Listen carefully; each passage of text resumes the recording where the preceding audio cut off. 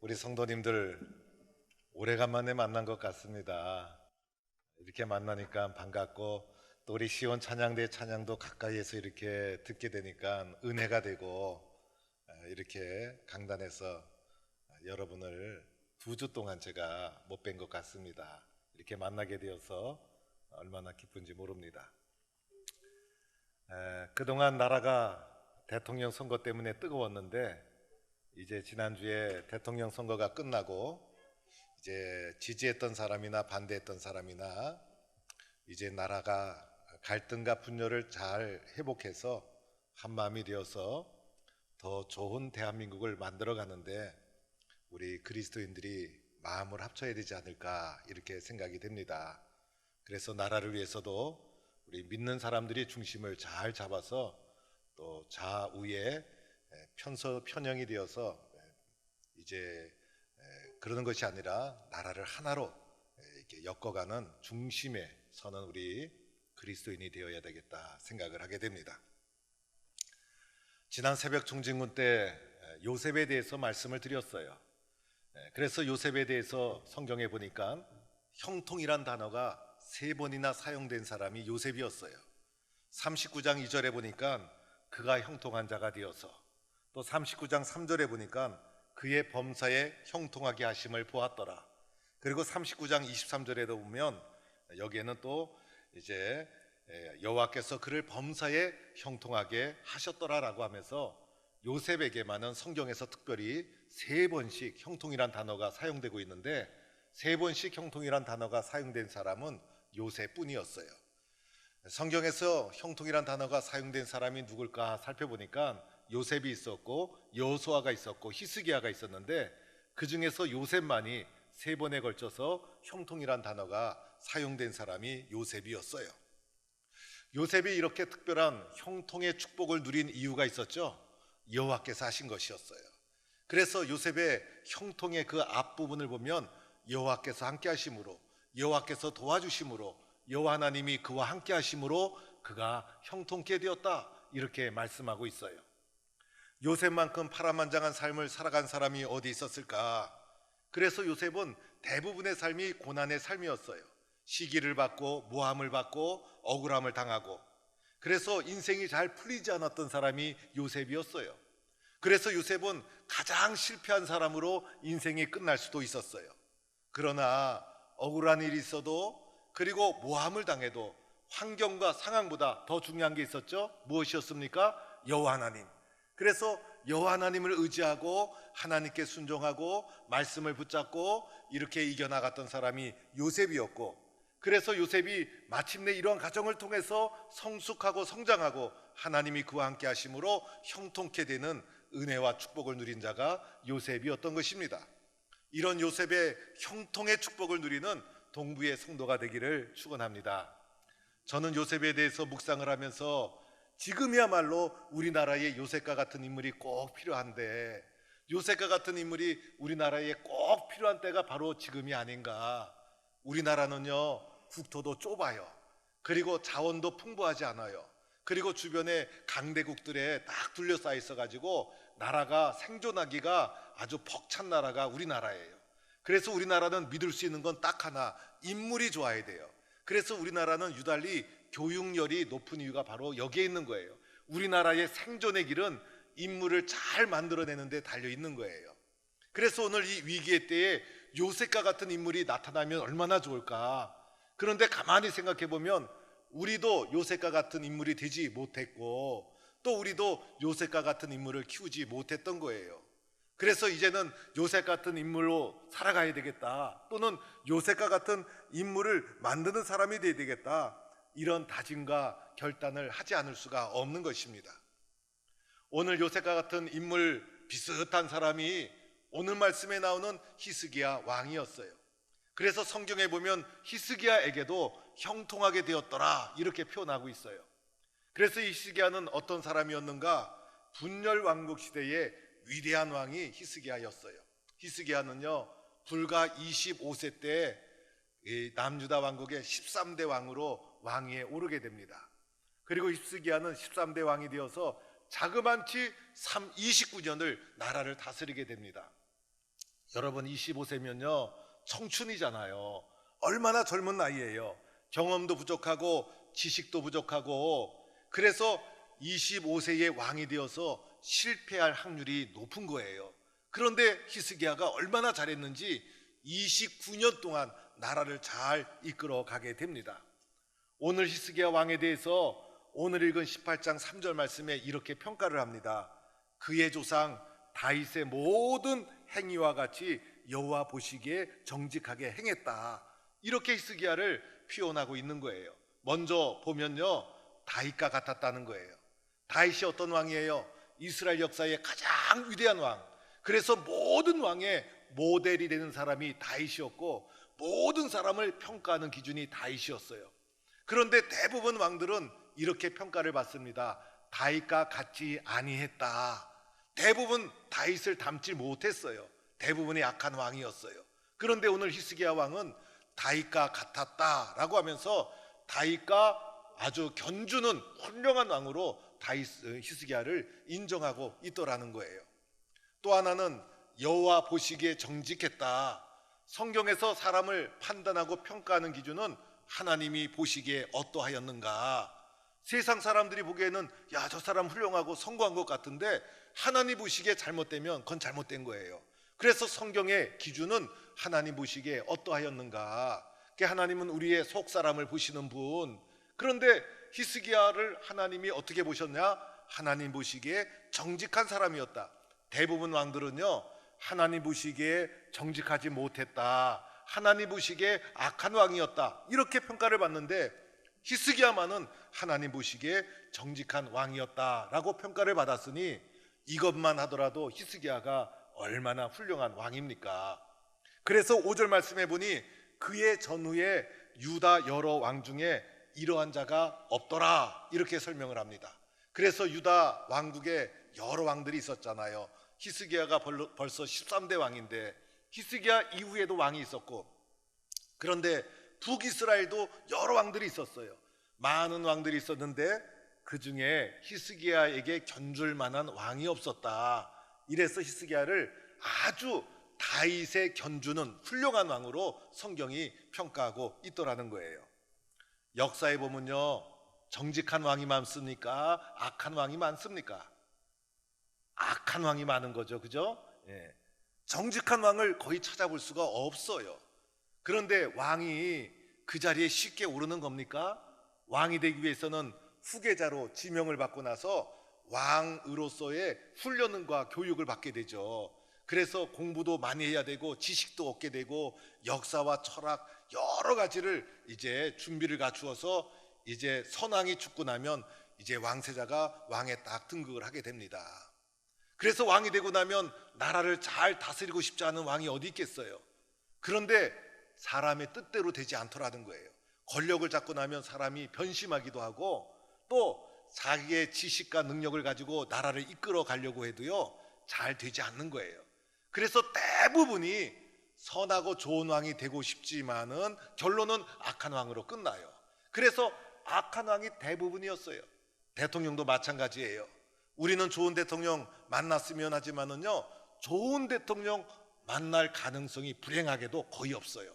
미국에도요 많은 대통령이 지나갔지만은 그 중에 훌륭하게 인정받는 역사에 남는 대통령은요 손가락에 꼽을 정도로 몇 명이 되지 않아요. 저는 이번에 대통령도 나라를 한 마음으로 잘 엮어내서 우리나라를 융성하게 만드는 대통령이 되었으면 좋겠다라는 기대를 하고는 있지만은요 크게 기대는 하지 못하겠어요. 왜냐하면 대부분이 이 잘못된 왕으로 남는 것이 대부분의 현실이고 우리 사람들의 한계이기 때문인 거예요.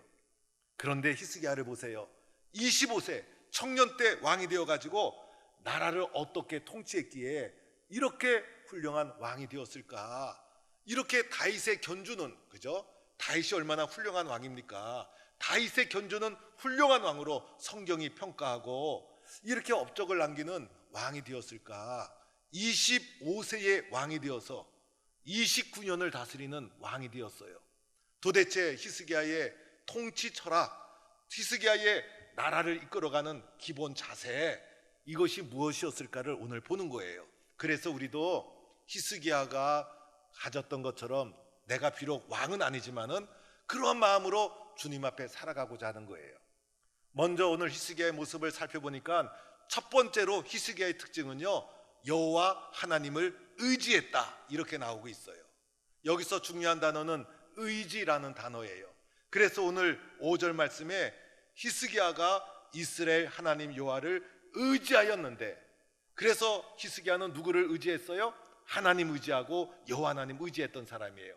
여러분, 이게 단순한 것 같지만요, 쉬운 게 아니에요. 사람은요, 누군가를 의지하게 되는데 하나님 의지하지 않고 세상에 쓸데없는 것을 의지하며 살다가 상처받고 쓰러지는 사람이 얼마나 많은지 몰라요. 그런데 히스기야는 누구를 의지했어요? 하나님 의지하고 하나님 신뢰하고 하나님께 확신을 가지고, 이것이 히스기야의 마음이었고 신앙이었다는 거예요. 여기서 나오는 의지하다라는 히브리 단어는요, 평안하다라는 말도 있어요. 평안하다라는 뜻도 있어요. 그래서 하나님을 의지하고 하나님을 신뢰하고 그랬더니 그로 말미암아 평안과 안정을 누리게 되었다는 거예요. 우리들은요, 세상 의지하다가 마음의 평안은커녕 평안이 깨지고 안정도 깨지고 불안한 가운데 살아가게 되고 그렇게 되지 않습니까? 그런데 히스기야는 세상 의지하지 않고 누구 의지했어요? 여호와 하나님을 의지해서 평안을 누리고 안정을 누리고, 이것이 히스기야의 기본적인 마음의 자세였다는 거예요.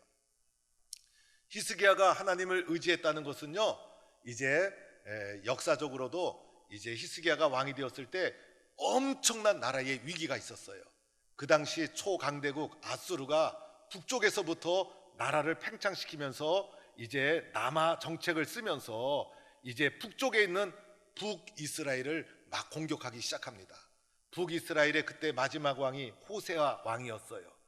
이제 아수르는 살만 에셀이라는 장군을 앞세워가지고 막 침략해 왔는데, 북이스라엘의 호세 왕은 하나님을 경외하지 않는 악한 왕이었어요. 그래서 북이스라엘이 3년 동안 열심히 저항을 하다가 마침내 722년에 북이스라엘이 아수르에 의해서 완전히 멸망을 합니다. 그러니 얼마나 거대한 강대국에 이게 압박이 내려오면서 나라가 풍전등화의 위기에 내몰린 거예요. 이제 북이스라엘을 함락시킨 아수르가 남하 정책을 쓰면서 예루살렘과 이제 남왕국의 히스기야를 압박해 오면서 이제 무너뜨리려고 공격을 해오는 거예요. 이때 대부분 사람들은 어떻게 이런 위기를 극복해 나갔는가 하면요, 그 밑에 있는 애굽이라는 강대국에게 달려가서 우리 좀 도와주세요 라고 하면서 애굽을 끌고 들어와서 애굽의 힘을 빌려서 위기를 모면하기도 했어요. 이럴 때 또 어떤 사람은요, 어떤 왕들은 아수르에게 미리 찾아가서 납작 엎드려서 우리를 쳐들어오지 마십시오, 조공을 바치겠습니다, 우리는 당신의 속국입니다, 그래가지고 일찌감치 두 손 두 발 다 들고 항복하고 속국으로 들어가서 전쟁을 피하는 방법도 있었어요. 대부분 이렇게 문제를 해결해 왔던 것이 여러 왕들의 일반적인 모습이었어요. 그런데 이렇게 강대국을 의지하다 보면 어떤 일이 일어납니까? 강대국의 속국이 되고 말아요. 그리고 강대국의 이 우상의 문화가 막 들어와서 하나님의 백성임에도 불구하고 신앙을 지키지 못하고 온 나라에 우상이 범람하게 되고 마침내 오래가지 못하고 속국이 되고 나라가 멸망하고 말아요.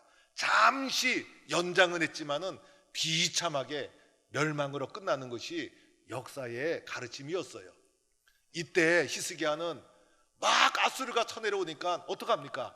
강대국을 의지하고 싶은 마음도 있었고 아수르에 찾아가서 엎드릴 수 있는 그런 마음도 왜 없었겠어요? 그런데 이때 히스기야가 한 것이 있어요. 여호와 하나님을 의지했다는 거예요. 여호와 하나님을 신뢰하고 여호와 하나님을 믿었다는 거예요.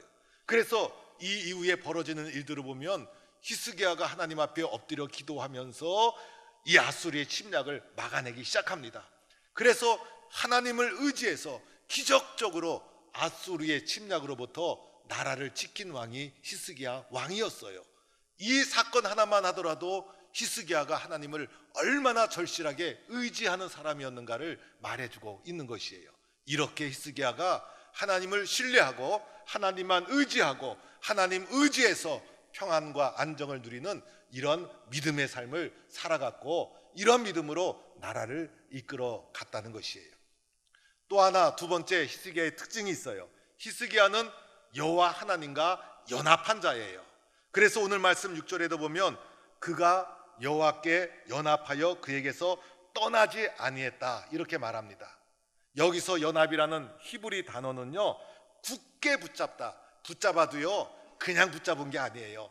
단단하게 굳게 붙잡았다는 거예요. 꽉 붙어 있다 이런 뜻이에요. 엄마에게 아기가 착 달라붙어 있듯이 절대로 떨어지지 않는 모습을 말해주고 있는 거예요.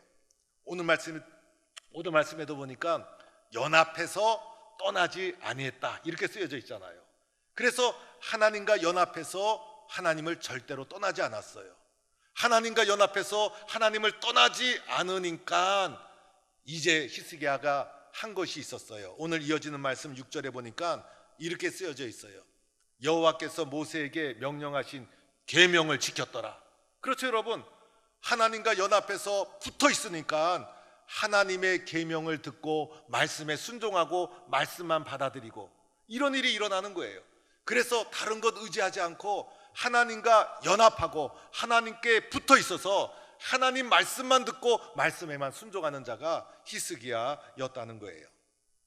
히스기야가 어린 나이에 왕이 되고 나니까 옆에서 신하들이 여러 가지 조언을 하지 않았을까. 히스기야 왕이여, 대통령이 되면 이렇게 정책을 펴야 됩니다. 히스기야 왕이여, 이제 왕이 되었으니까 아수르가 침략해 오는데 이렇게 나라를 막아내야 됩니다라고 여러 가지 이야기를 했을 거예요. 그 얘기 가운데는 굉장히 설득력 있고 현실적이고 문제 해결에 아주 경험이 풍부한 여러 가지 이야기를 히스기야가 많이 들었을 거예요. 히스기야가 딱 듣고선 어떤 얘기를 붙잡을까, 어떤 것을 선택할까, 그렇게 하지 않고 히스기야가 들은 게 있었어요. 뭘 들었어요? 여호와와 연합해서 여호와 하나님의 말씀만 듣고 그 말씀에만 순종한 것이 히스기야의 특징이었어요.